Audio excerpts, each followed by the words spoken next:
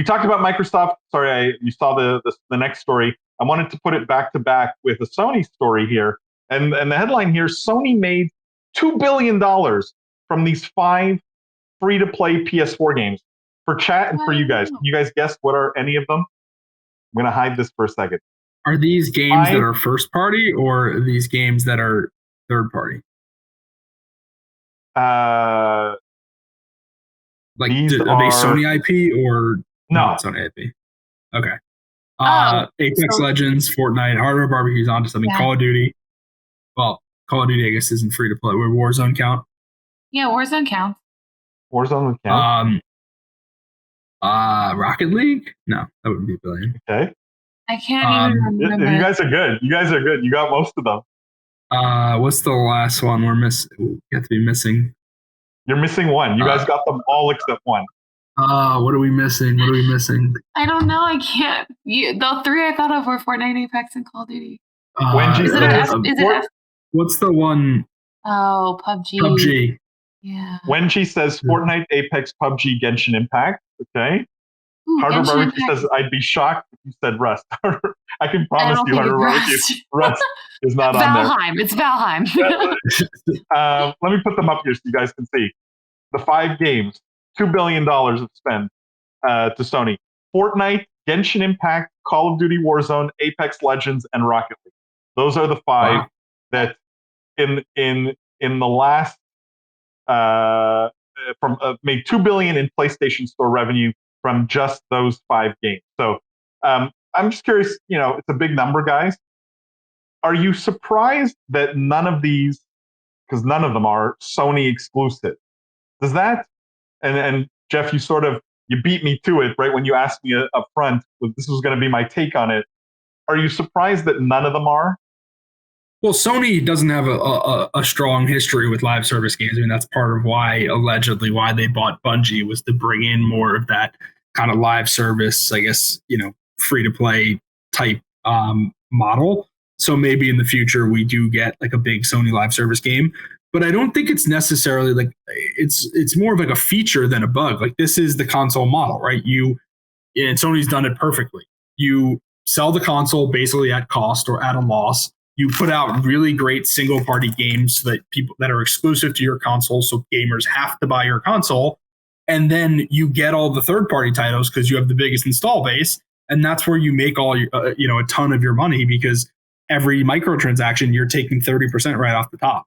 So I guess I'm not surprised, but that is the business model. That's why it's a good business.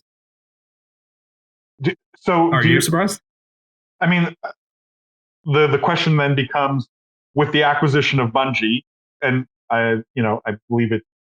You're right that part of it was they wanted to get better at live service games.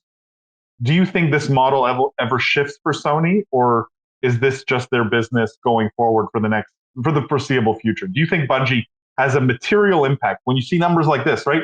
5 games make up 25% of all the PS4 revenue. That is crazy. No, I don't think Bungie will have a material impact, because I just think that Destiny is not like that big of a game. It's not like wildly mainstream game. I mean, it will, now that they own all the revenue, maybe it's $500 million total. Maybe if they grow it, I don't even think it was that much, the last couple of years. So I don't think Bungie will be like the be all end all for Sony. I'd be curious. I mean, Microsoft's probably the same thing. I bet if you had this exact same statistic for Microsoft, like, would it be any different?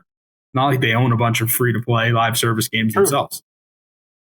That's what I was going to say. Lindsay. It speaks more to the efficacy of free-to-play live service games than it does, I think, to the power of PS4 or Sony. Because I think the other thing that's super important to note here is that it is cross-platform. So I don't know that developing these live service games in-house is going to be as successful if they're not also cross-platform. And I think that's part of the reason why the third-party developers have had more success with this model. So hopefully they keep thinking about it as an open ecosystem. Otherwise, I'm not sure how it'll actually go with their own live services.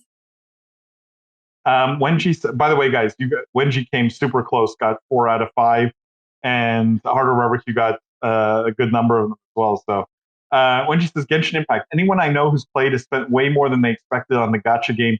Incredible business, it sounds like. I mean, basically the whole point of that game is to extract money from you.